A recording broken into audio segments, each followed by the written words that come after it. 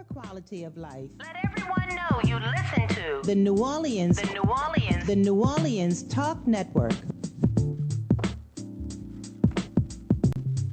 Well, welcome back here on the New Orleans Talk Network. It's the weekly series of Talk What You Know, and it's on Wednesday, so it's Bob B's Variety Hour.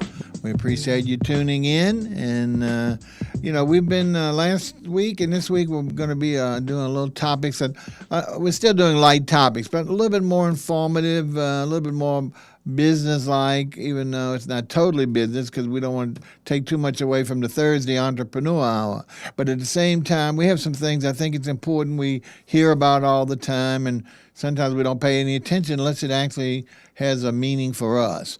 Before we talk about today's topic, first of all, we want to thank you for watching us on NewOrleansTalkNetwork.com with a PC, laptop, or also if you're using our app on the smartphone, you can watch us. That's what's so good.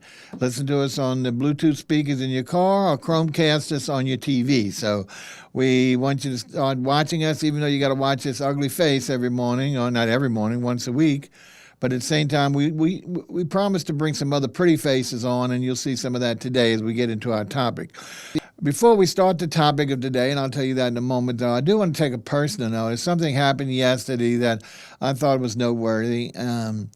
It seems like Entergy now is subcontracting out throughout the Orleans Parish, I guess starting uptown. I'm not sure where else they're doing it.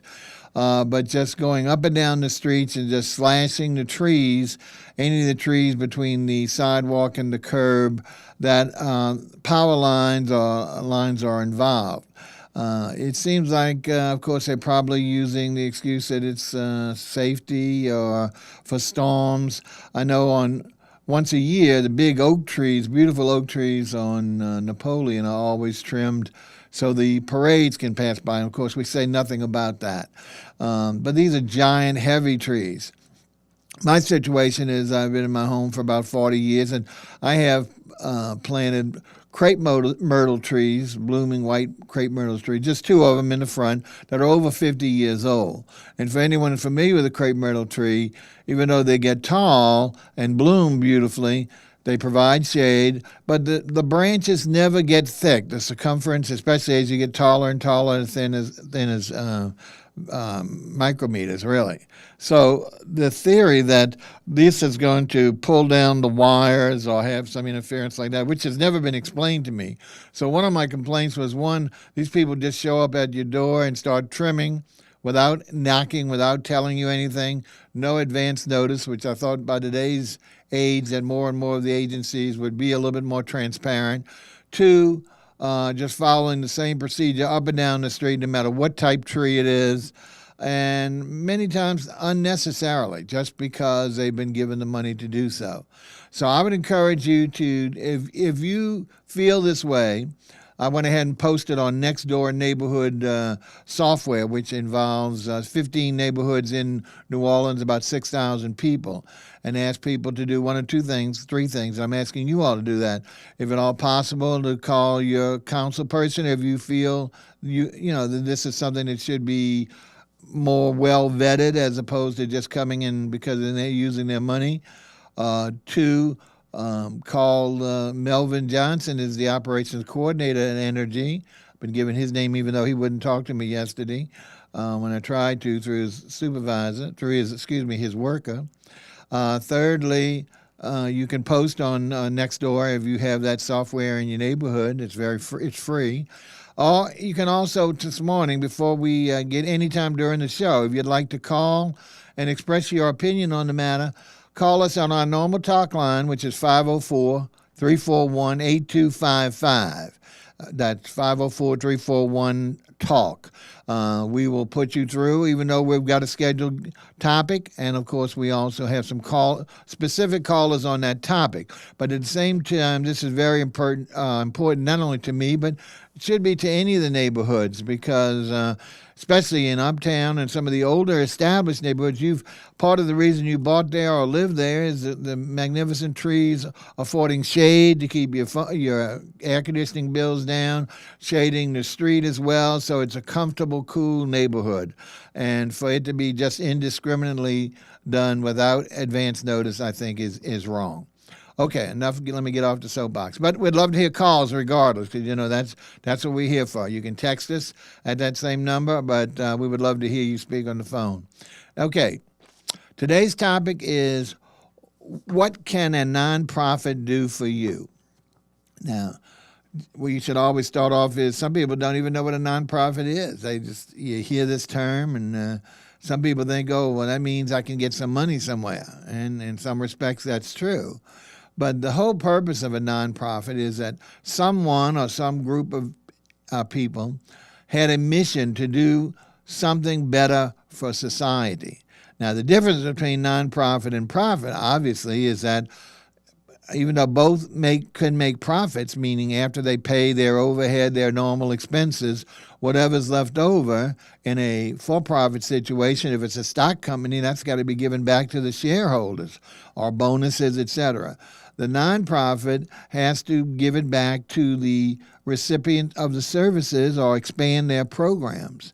So usually in a nonprofit, the mission is more community-based as opposed to just selling a product or offering a service to that same community. So it's doing something for either a particular niche or for the whole overall community. And the other advantage of this, of course, is that there's some tax. If you follow the laws, and especially the Social Security Administration laws, tax IRS, I'll get it. You can have tax advantages, waiver many times of taxes. And not only that, you can raise revenues in other sources that you normally might not be able to do in nonprofit. One is fundraising. A lot of nonprofits do fundraising today with regard to having functions that will bring dollars into their organization for continuation or expansion of their services. Originally, nonprofits mainly got their source of income from grants. These foundations, whether they're private, public, that actually dole out monies, these are philanthropic organizations that have funds, and their whole purpose is to distribute those to deserving nonprofits. And what they do is make you go through a formalized process. It can be very small, can be very large, and then they award such monies based on how much the nonprofit's asking for, how much monies they have, and what projects they're going to be doing. This is done on a national level as well as a local level. You can find these foundations as a whole listing of nonprofit foundations in the library or a private service you can buy. So that way, if you have a nonprofit and you have someone who can write grants or requests for dollars, then they can actually take pen in hand or typewriter or digital, of course, today, and also prepare a presentation so that your organization can get in the running for those dollars. And like I say, originally nonprofits, that was their mainstay. However, due to the proliferation of nonprofits, I mean, they grow by leaps and bounds locally as well as nationally. Not only that, there's been, in the early stages, just like any businesses, there have been lax principles, and there have been situations of flagrant violations. On the local level, we see a lot of them on our TV standards, even continuing today. On the national level, United Way years ago had to go through a terrible PR crisis because of some of the stuff they did. So we're all humans, and unfortunately the access to money, sometimes drives us in the wrong direction. But there's been different audits put in, like I say, Social Security requirements, and things that will try and curtail so that the funds are actually properly used and dispersed for the services and the products that the nonprofit is formulated from. Okay, enough about what is a nonprofit. We're not here to define that. We can also do that at another session if we need to, or one of our other shows. But what can a nonprofit do for us? Well, the best thing for me to do is to point out some of the maybe obvious as well as maybe the hidden away. First of all, on a national basis, we know I mentioned about the United Way, and we know of the many dollars that they generate every year and are distributed to nonprofits around the world. Everybody says, oh my God, that's multi-millions of dollars. Why isn't that enough? Well, because there's just too many people in the world that are deserving of something or specialized something that it might not address. So that's why there's other organizations, there's other way of fundraising. Of course, some of the other nationals that we know down here, maybe it's Volunteers of America, Salvation Army, which was so important after Katrina, and all not only Katrina, the storm, recent tornadoes, and everything that you have a disaster, Salvation Army's there. And one that, of course, that's a national that really brought home, was very prevalent here after Katrina, and that was Habitat for Humanity. And, of course, people really equate that to rebuilding houses or building new houses for people who have lost their homes or have never been able to get a home for whatever reasons. And they are all around the world, and they're still here after Katrina. They come and they're still building homes, and there's numerous clones, other ones that have grown up that might not be on a national basis, and a lot of church groups. A lot of church groups are considered nonprofits. They're also exempt for taxes. So because of that, many of their missions during the summers, especially, their students or the children of their members, pastor members, usually do some type of missionary work. And many of that, sometimes, oftentimes not, is to go to a different place and to build a home or homes during their summer break. And they rotate these things every week or however, so the kids get a vacation, but at the same time it's a work vacation, and they're doing something for good as well as seeing outside other their own home community. Okay, now we're not going to focus today too much on the national. We want to talk about the local ones. And again, we're not anywhere near addressing the number. I didn't get a chance to count or get Google to give us a number of the local nonprofits that are strictly not only local presence of a national organization, but also that are locally generated. But I can guarantee you, because I have been active in the nonprofit community, one, in some organizations that mentor or help out new nonprofits or nonprofits that have maybe have gone about, have lost their funding mechanisms or anything about it. So because of that, I got to see how many nonprofits are in our city. Now, like I say, I don't have a total count to give you, so I'm remiss in doing that, but we can always get to that. But I can tell you there's a lot of them. And now we're not talking about 20, and then we know in the hundreds, more like the thousands here in our city alone. All right, but I'm going to tell you about a few, and what we're going to do is, rather than start into that, we're going to go ahead in a couple of minutes and take our break. And I want to tell you that two things. One, of course, when we come from break, we always do our raffle, our weekly raffle, so we'll get that out of the way. But also, we've asked a couple of executive directors of some of the nonprofits that I'm going to talk about today to call in to let you know specifically their mission, what they're doing, just specifics about them, so you can see whether or not you could avail yourself of your services. The first one will be geared toward our youth with regard to mentorship, summer things. I'm going to let the executive director tell you about her. She's done a wonderful job with it. She started it herself, so it's not something she inherited, or it's not a national organization, and she's gotten high acclaim and numerous successes. Started on the East Bank, is now on the West Bank and beyond. So she's calling in at 8:30, and we'll tell you about her when she calls. Hopefully another gentleman will call us in at 8:45. His problem is he's also a limo driver and tour guide, and they're on a tour in Natchez, etc. today. So he's hoping, I asked him to call in at 8:45, and we can talk. His is more geared, again, toward the students or young folk, but more toward music, because he is a musician as well. And, our musicians have to do double duty. They can't necessarily live off strictly the musical gigs. So he's going to tell us his speciality and how he's broadened it from the original situation, and hopefully he'll be able to make the call. And if not, we'll just talk about some more that we have. All right, now it's time for the break. We're going to go ahead and do that. Take a listen and watch to some of our great sponsors. We'll be back on the other side and give you information on the raffle. Take care.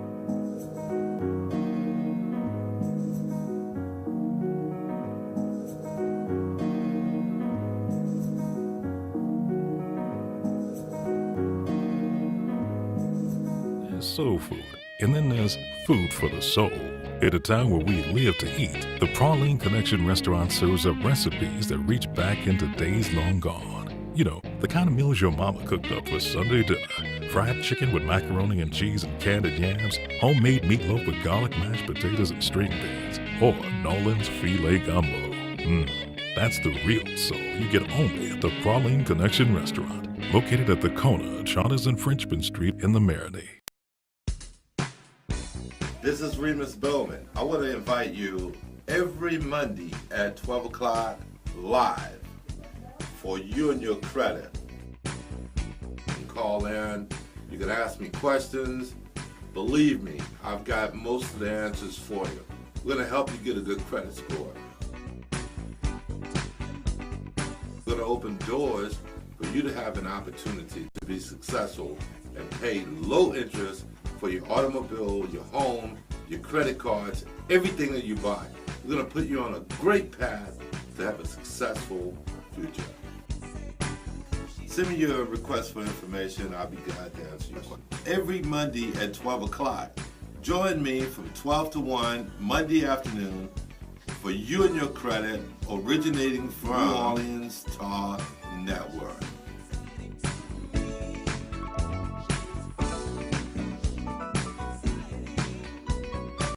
Here at Jones Insurance, your full-service agency, let us take care of all your insurance needs.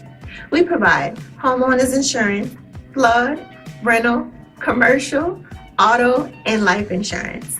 Don't let the unexpected tragedy destroy your family's future. Here at Jones Insurance, 7603 West Bank Expressway, Monroe, Louisiana, 772. Contact Lois at 504-348-1492. Join in on Mondays from 1 p.m. to 2 p.m. for Breaking the Silence with Dr. Patricia Fry. There are no limitations or boundaries. We talk about life, and guess what? That includes you. So download the app today, New Orleans Talk Network, and subscribe on YouTube. That's every Monday, 1 p.m. to 2 p.m. New Orleans Talk Network, Breaking the Silence with Dr. Patricia Fry.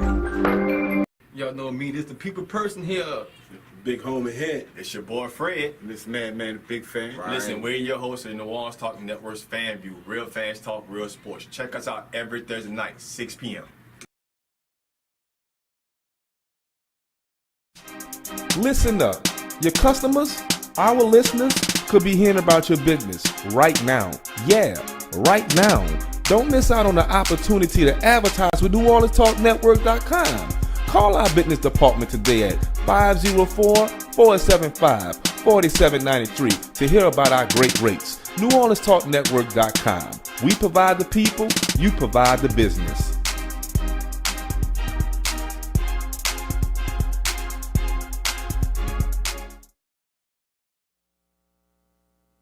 Nobody gives you better conversation about your quality of life. Let everyone know you listen to The New Orleans Talk Network.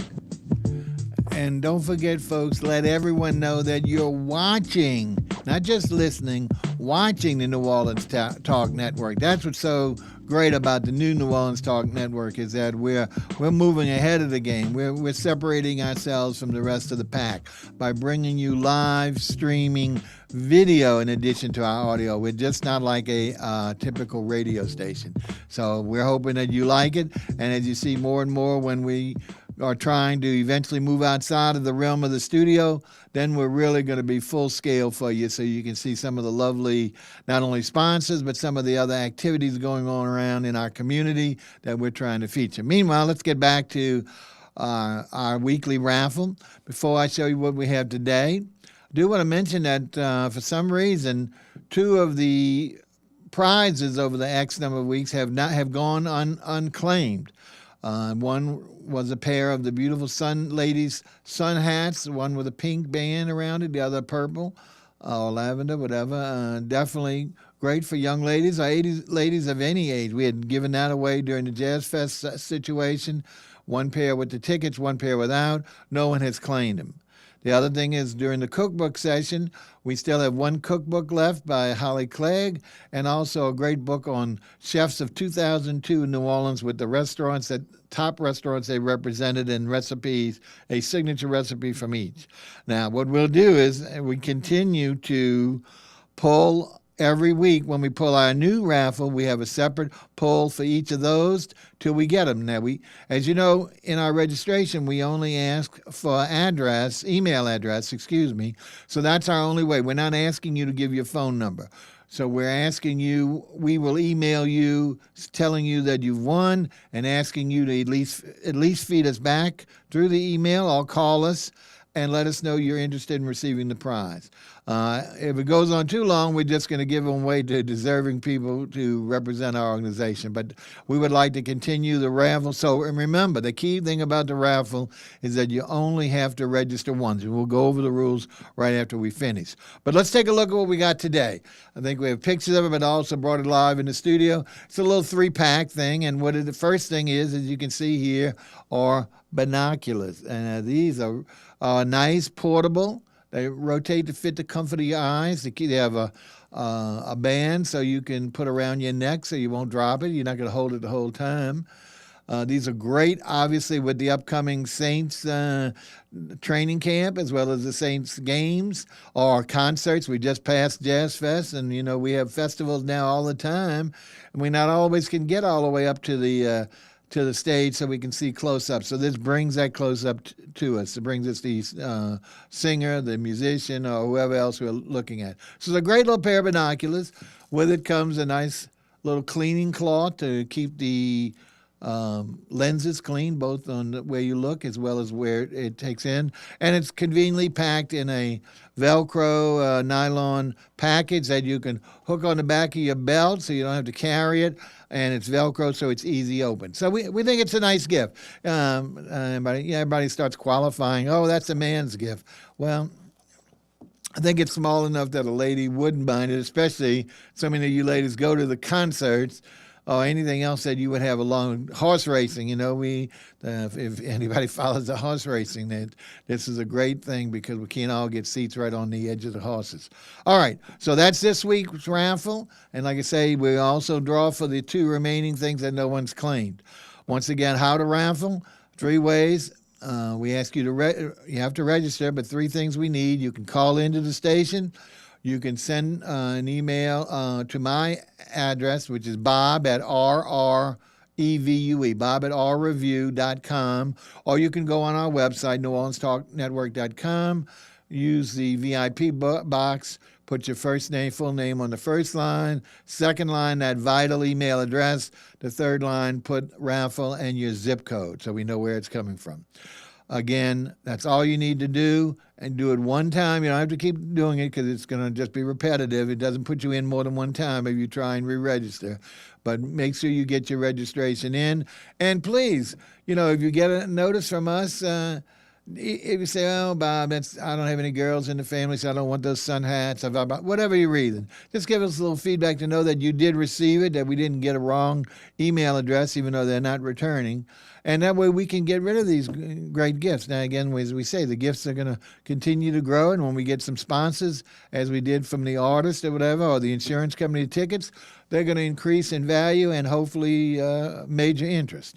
So we'll keep the raffle up as long as we got participants that will continue. And we got about 4,000, I believe, in the overall mix of the database.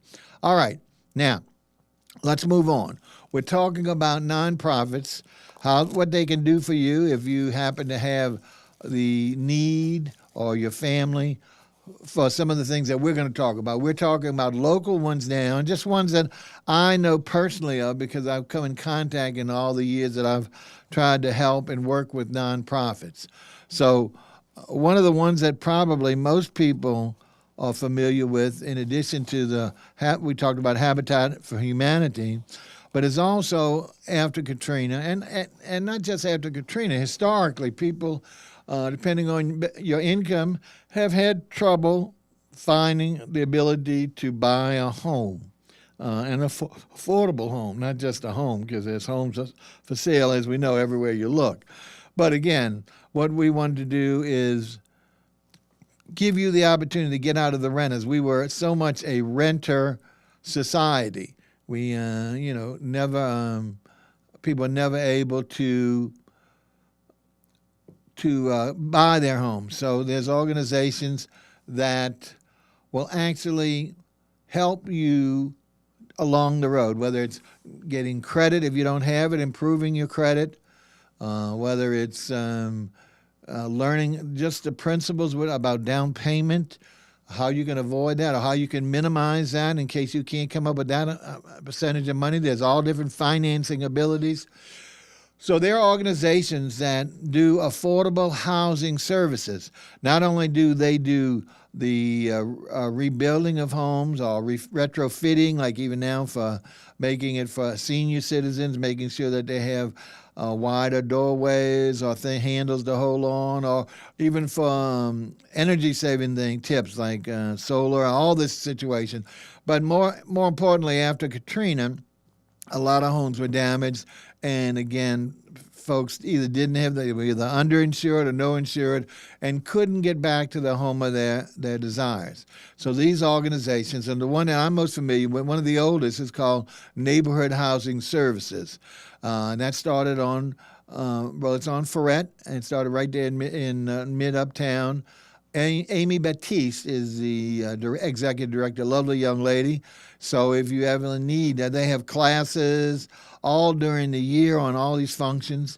And what we're hoping to do is that pastors involved with an affordable housing service situation here on the West Bank, even though they're on the East Bank and can do on the West Bank, it requires the West Bank people to come over that side for the classes and all the stuff in order to help. So what we would like to do, what we're hoping to do, is collaborate with them so we can use the great facilities here we have at New Orleans Talent Network, Talk Network, Talent as well, to perform those same services, not only teaching people what they need to know in classes to actually execute, to guiding them all the way through the process so that they can buy an affordable home, one that's either been rebuilt or even new construction, but that's within their price range so that they can continue to maintain it and have it for the rest of their lives and not have to worry about being evicted or sharing a house with another person, a neighbor that could maybe be not so nice, let's put it this way, and not so as comfortable as you are. So very important, affordable housing. And now there's about 10 of them, so it's not like that's the only one. We want to go ahead, and I understand that our callers called in, so we want to move to our next situation, which involves youth. And I mentioned it earlier. The name of the organization is Hope Community Resource Center. The executive director is Miss Noreen Jacobs. It's on youth tutoring, mentoring, etc. And Noreen's kind enough to call us in this morning, and I'm hoping she's on our line, and we're going to show her. We don't have Skype yet, so we've got a lovely picture of her that we're going to show adjacent to mine. I'll cover up there. It is. I'll cover up my ugly mug. And Noreen, are you there? Please welcome to the show. Good morning. How are you doing? I'm here. Oh, great. So good to talk. I'm so glad to talk to you again yesterday. Noreen and I have known each other for just a few years, but I mean, I think it's a little longer than a few. And Yes. we constantly, whether we talk to each other each month or not, sometimes it might be X number of months or a year, because in my time, things fly by. But we've seen her develop from a one-lady shop, and she might still be a one-lady shop in all she's doing, but she's expanded her ability so much. Talk about your organization, when you formed it, and why you formed it, and anything else you want to tell us about, so people can realize how advantageous, especially since you're on both sides of the East Bank of the river. Yes. I incorporated in 2010, been active in the community since 2011 until present. Locally, we have 3 tutoring sites going on. No, wait. First, you need to tell you're a teacher, right? Aren't you? Or is that your background, right? Yes, I have almost 10 years in the education system. There you go. In New Orleans and also Tangible Hope Parish. And that's where you saw the need for your organization. And still, I mean, and you alone and can't do all because there's so much of that need pressing in our schools. So go ahead. And I'm sorry to interrupt, but I just wanted to show people that you were right up close to what you're talking about with your experience that brought you to the idea of doing this for the children. Yes, when I returned to New Orleans in 2010, I worked at a school and I saw the need that the kids were 2 grades behind. So I saw the need and I began tutoring programs within the New Orleans community, New Orleans East community. Okay, now I think you started on the East Bank, and was it Gentilly or New Orleans East or both of those? How did it start? Yes, we started in New Orleans East on Reed Boulevard at Wendy's on Reed before the Reed Library opened up. Right. And then we moved to the Gentilly neighborhood and we started tutoring in the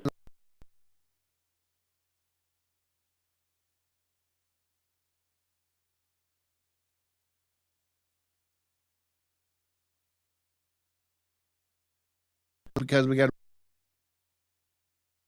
have our instruments, but here we're putting what a wonderful resource, especially since we have rebuilt or built so many new libraries. They're all state of the art, air conditioned, comfortable, and you're able to use their service, their facilities to conduct your services. Is that right? Yes, yes. Okay, what kind of thing? So you're doing after school tutoring? Tell us a little bit about that part of the process. Yes, we do after-school tutoring in Algiers Regional Library and Norman Mayer Library currently. And we have been for the past 5 years. Wow. And about how many levels? I mean, do you teach all different levels, or is it relegated only to a certain grade level? We go from 1st to 9th grade. Wow. Yes. So you're covering the whole elementary basis then, huh? Yes. We noticed that a lot of kids did not have the basic foundation. Wow. So our goal, our mission is to give them the basic fundamental skills that they need in order to be successful in life. And we noticed that they're not getting it at the lower levels. That is fantastic. That is fantastic. And I know you, and we're going to talk at the end of the show about volunteers to help out these nonprofits. And I know you are always, I've tried to help you with some of that to get, because you can't be in all places at all times. So you've been able to get some high caliber, whether it's a student, a graduate, an educational teacher, to provide their services to help you in this regard. Is that right? That's correct. We and so if anyone wants to, you can either call Noreen at the Hope Community Resource Center, or you can go into several of the volunteer organizations. VolunteerMatch.com is online, or even Craigslist. Well, she puts out a advertisement a lot of times to look for volunteers.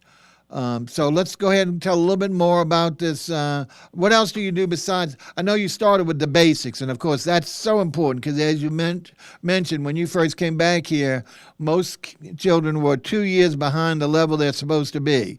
So in addition to that, which of course is the core to your organization, I know you do other things for the kids. Can you tell us some more about that? Yes. First of all, we do resources for parents and children. So if there's a need, if you let us know, we refer you out to other nonprofit organizations. The tutoring and mentoring, parent workshops, cultural field trips, because when we were growing up here, we went to a lot of museums, and I know a lot of kids are not exposed to the museums. And also summer programs. We do a summer reading program with the Kiwanis of Pontchartrain every year, and that's a free program. Right. In fact, I tried to spearhead some of this. A friend of mine used to work for the state of Louisiana, the Tourism Commission, and for the Presbyterian and the Cabildo, the state of Louisiana, New Orleans museums. And what he told me was something that was amazing, is that for the most part, every one of these museums are free to students. In other words, not if they go, I don't know, individually, but if they come in a group. And so what we would encourage is more and more of the school people to contact that organization, the World War II Museum, all these museums to provide outings. I know I did some work at Rummel, and what they did a great job of in order to incentivize the students there to do better grades, the ones who did would get a day off, and they would take them probably by school bus or whatever, to one of these museums, as well as have lunch and do the whole thing. So it was a great incentive for them. So what she's saying is she recognized all of us. I remember going to museums all the time. We used to do it, but that a lot of these schools, they don't have time, they don't have the facilities.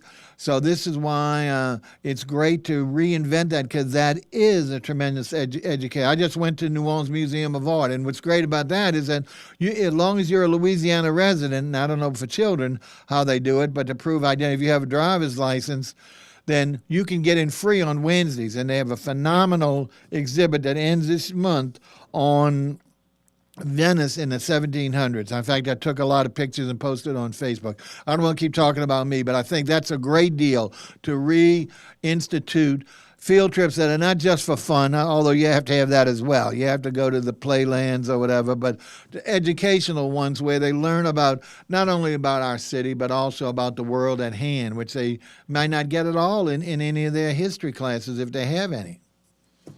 Okay? Right. Good. What else? Our summer program is free every year and is sponsored by the Kiwanis of Pontchartrain. And we do that once a week at the Norman Mayer Library this year. And they read a book and write a book report. Wow. I know you early on started with that book situation. She would do a book giveaway once a year at Joe Brown Park, I believe, if I remember correctly. And yes. And you would get, and that grew to not just a book, but to like almost a backpack of stuff, supplies and treats and stuff like that. So for any student, not something necessarily enrolled with your organization, but any student that want to come out there to that giveaway, wasn't that the case? Yes. And so you've expanded that now. You've got a particular sponsor or sponsors to help expand that program. So you can see, folks, she's all over the place. She's a one-woman shop, but it's much bigger than one woman. But she's a magnificent lady. Anything else you want to tell us before we go ahead and go to break? You can go online for our summer program. Okay. Here we're doing the summer camp, and we will have it posted on Facebook if you type in Hope Community Resource Center, New Orleans. Okay, we'll post that information. Let's go over that again. Her website is www, of course. I always forget that, but I mean, nowadays I don't think you have to put that in. HCR-Center, CENTER, that stands for Hope Community Resource-Center.org, O-R-G. As you'll see, for those who know much about online, a nonprofit status is usually designated .org as opposed to .com or biz or whatever. So you can go on there, and there's a place on the website for them to register for the summer program. Is that right? Yes, we'll have that posted soon. And any other way they can do that? Facebook, Hope Community Resource Center. Okay. New Orleans. We're on Facebook. Hope Community Resource Center, New Orleans on Facebook. And on there, they're able to register for the summer program as well? They have information on the summer program. Oh, information. But to register, they really need to go to that website or in person if they come to you. Is that correct? Yes. Okay. Anything else, dear? No, I thank you for the opportunity, Bob. It's good hearing from you again. You don't know how good your voice sounds and your picture looks. I'm just sorry we weren't able to get Skype hooked up yet. We're shooting for June, so that way we could see you live in person. But we couldn't have got a prettier picture to grace the screen. So you take care, and hopefully we'll keep in touch, okay? They're still teaching, so it's not like she gave up her profession to run this. So she's doing two careers at one time, running not only her teaching of the regular students in school, but also the extra of giving them tutoring or other opportunities to advance our youth. I mean, and it's so important. Education, as we all know, is always underfunded. Always we seem to have some of the worst schools. Why? Even though we've got great new facilities, we came up with the money to build new facilities, but we're probably still lacking in grade equivalents. And so hopefully anything we can do to bring those scores up and to get those kids more fulfilled, that's the important thing. All right, we're going to break. and we will catch you on the other side. Like I said, we might have that second caller for our next organization. Okay.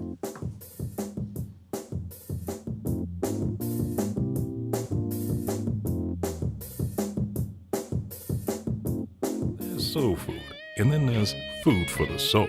At a time where we live to eat, the Praline Connection restaurant serves up recipes that reach back into days long gone. You know, the kind of meals your mama cooked up for Sunday dinner. Fried chicken with macaroni and cheese and candied yams, homemade meatloaf with garlic mashed potatoes and string beans, or Nolan's filet gumbo.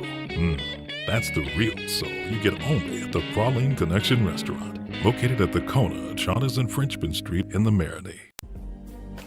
Happy Merry Mondays. It's your girl, Mary J. I want you to tune in with me to Real Talk with Mary J on New Orleans Talk Network every Monday morning at 10 a.m.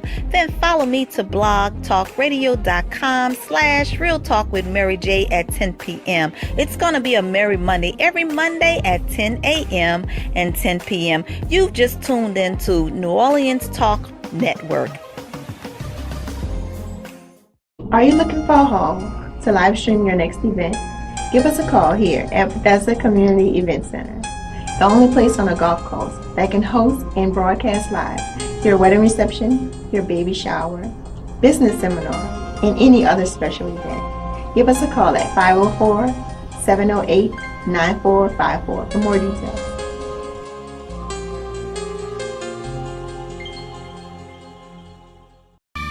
Hi, this is Jill Samuels with Faith That Works. Join us every Tuesday at 11 a.m.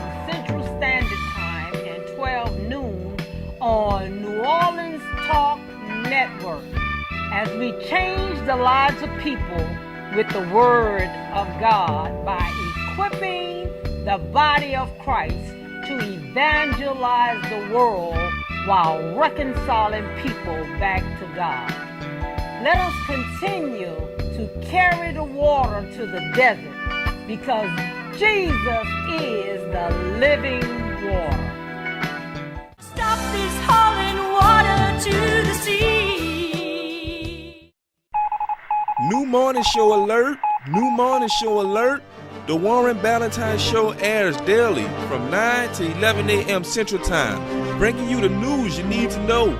The Warren Ballantyne Show, now on the New Orleans Talk Network.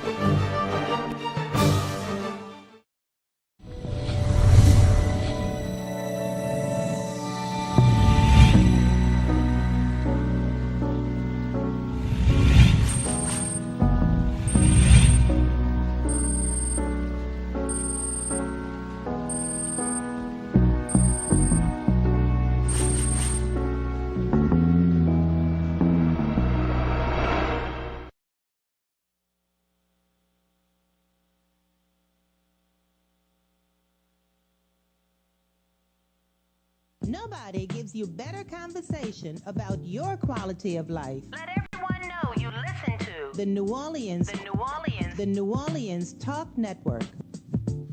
Remember, that's not only listening. Everybody's talking about watching the New Orleans Talk Network. We're here, as we said, live every Wednesday, Monday through Friday. But Wednesdays is the Bob B. Variety Hour of Talk What You Know, 8 to 9. And we're seen on the New Orleans Talk Network on laptops, PCs, through the New Orleans Talk Network app on your smartphone. We're listened to on Bluetooth speakers. And some of the people are kind enough to Chromecast us on their big TVs so they can see, and especially as we start bringing you outside stuff or pictures of some of the great callers over Skype, live callers. And hopefully you're going to join the pack and call as well. Okay, we just spoke to Noreen Jacobs, who was nice enough. As I mentioned, we were hoping to have Mr. Brian Macon. Now, as I mentioned, he's a limo driver and a tour, a great friend, and he's on the road. So his wife, Miss Felicia Macon, who I have not had the pleasure of meeting, is kind enough to call in on her husband's behalf to tell us a little bit about her husband's organization. So good morning, Ms. Macon. Good morning. I really appreciate you taking the time to do this for Brian. Yes. Can you tell us a little bit? Well, first of all, the name of Brian's organization, and I met him many years ago as well, is called Horns That Play. In fact, some of you might have seen his picture. I don't know if they're going to put that up or not. A few weeks ago, he won the jazz tickets, which he was so magnanimous about that he actually gave it to a young man who was a musician and student and a teacher at New Orleans, at Marcellus, Learning Center, and he took one of his students to Jazz Fest. So that's how kind this gentleman is, and thinking about others as well. So Felicia, tell us a little bit about Horns That Play, how long Brian started, how did he get into it? 'Cause I know he's a musician for the other part of his life. So tell us a little bit about him and, of course, the organization. Okay. Brian is a graduate of St. Augustine High School, class of 76, and he played in the band under Mr. Edward Hampton. So his love for band began there and much earlier in life. But in 2007, Brian decided to start a program, Horns That Play, a nonprofit organization, that would go around and collect instruments and award them to different band programs in the different schools. Doesn't matter if you're in a parochial school or a public school. If he saw there was a need for instruments in that school to help that band program continue on, then he did what he could to collect instruments and award those gifts to those students and even to schools. Since this program has started, he's collected over 2,000 instruments. Wow. Single-handedly alone. He's also had people come in to assist him with repairs. Mr. Michon, Right. who has a shop out in Metairie, has come and assisted him, along with some other people from out of town that has granted him the grace to come in and assist him with repairing instruments. He's also very instrumental in helping people get band programs started in their schools. Currently, I'm at St. Paul Lutheran School, and we were hoping to start one here, but unfortunately the school is closing after 177 years. So now we're going over to Concordia Lutheran School, and hopefully we can get that program rolling because there is a need for music in schools, arts, period. So his heart is into getting band programs started and having children participate in music, because just like Miss Noreen Jacobs has a wonderful program for tutoring, but Right. music is also a part of their learning and inspiration. Well, I know, if I can interrupt you, Brian told me a horror story, and I don't know how much more it influenced him from his original commitment, but sometime after Katrina, he started talking to the different schools that still had band masters, or someone leading a band, Yes. or other people, whoever would listen, and they would say, well, we don't have instrument. They would give all kind of excuses of why their program was not functioning. They had been destroyed. So he would go hunting around, and he would find a treasure trove in these schools. Some kind of unlocked door, cabinet, closet. He would find untold number of instruments that some of them didn't even need care, but most of them needed maybe a shine, and a lot of them could be refurbished. And they would just throw them in there because they had to have new instruments for this philosophical or psychological stigma that they carry that, who wants to play on an old horn, or who wants to play? Absolutely absurd. And I think that kind of really added impetus to his mission to say, here, they say they don't have instruments, but really they just want new instruments. It's another excuse. Right. Here we have tons of things that these kids could be learning, because everyone knows that not only through music, it's an improvement in their math skills. There's so many of the skills that music will get them, the organized, the regimen, to improve in their regular curricula. Yes. So I was really kind of aghast at that, because, we talk about all of our waste in our schools and our government, and here's one that was really a waste because of some nonsense that we did. Now, the un-nonsense about it is that school and education have been cut, as we know, and continues to be cut in our budgets. Yes. And because of that, one of the first things to go, the sacred cow, the sports, of course, is usually never touched. Right. That is almost better than academia to most of the schools because of the revenue generators and the alumni participation. But music programs seem to be the easiest, and probably after that or equal with that is art. But music were the easiest to dispose of. Just cast, oh, we don't need that. We need to learn the basics. Well, this is such a supplement, not only to the basics, but to rounding out a child or an adult's life. Yes. I mean, that's what we don't think about. We just second, oh, that's a musician. And we think every musician's just been born with the talent. He knew how to play since he was 3 years old. Well, he might have. God might have given him that gift. But that doesn't mean he knows everything about his gift. He has to be trained, and as we say, practice makes perfect. And what other better way than to be with a musical group in a band or a small society within your school to continue your education in music? Yes. What else can you tell us about it? I know, like I said, Brian is so dedicated to it. It's very impressive. Yes, he is still working and very dedicated to assisting schools that will allow him to come in and assist. Right. He's also very blessed to have had some organizations to come, and he can point them to that school, and those organizations have awarded that school gifts. To show his achievements there. Yeah. And I know I spoke with him once, not about music, but he was kind enough to get me into one of the schools here on the West Bank to just talk about motivating the young kids who are near graduation about life. Yeah. Because too many of them just are going through the motions and really have no direction, either because their family just doesn't provide such, or they don't care about it, So, and I know his is directed much more toward the music than the overall academia, but the whole thing is part and parcel together. It's not like you can carve the music out, and that, we'll deal with that separately. And that's unfortunately what the schools have done. Right. And he was meeting with a lot of resistance from either the principals or the administrative officers who did not have bands any longer about even rethinking that concept. And that's the part that's pitiful, because the very little investment there, and once, just like with sports, you can get funding. You can get people interested enough, whether it's our musicians giving back, and you see that so often. Many of our musicians are willing to give back from their successes, whether it's financial or their talent or their mentorship, to have a perpetuation of their gift as well as other musical gifts. Right. And I think that comes from a lack of the principle or the people not knowing. If we educate them as to how important the music program is and what part in the education that the music program takes, I think they would be a lot more receptive to having a music program in their schools.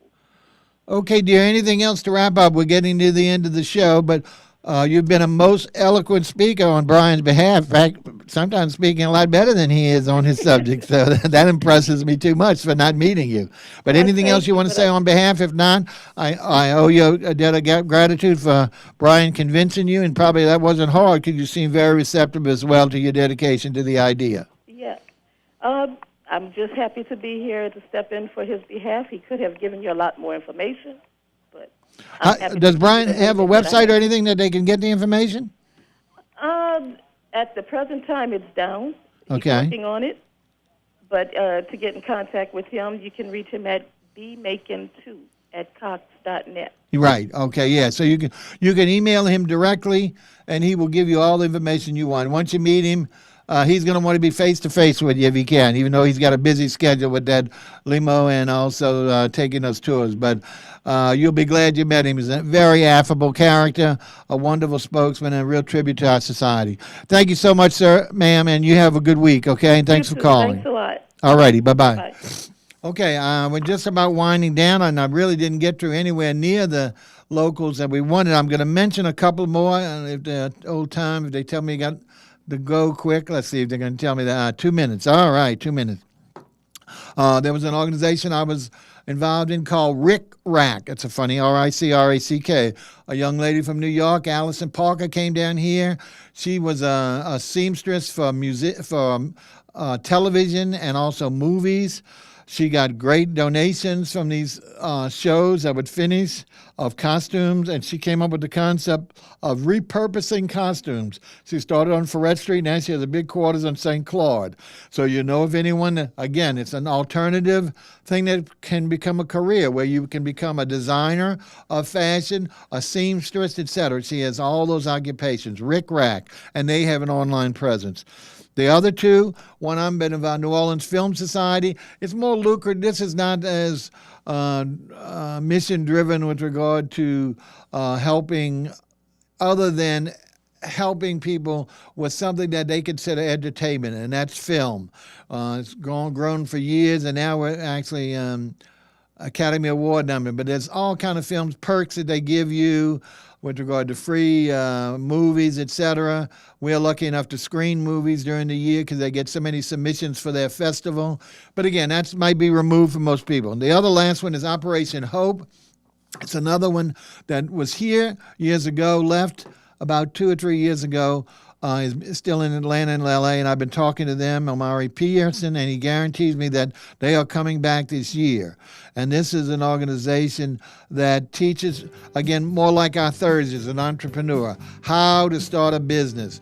They will actually create a business plan for you. They'll doctor your resume. They'll help you find funding. They'll help you get started. There's classes, and we want to partner with them and use our facilities on the West Bank. They will handle the East Bank where they're going to be headquartering, and we'll, of course, keep you appraised of that. So we need to go ahead and close. This is Bob B. We thank you for coming to the Variety Hour, and hopefully we'll see you next week. Y'all have a good week. Bye-bye.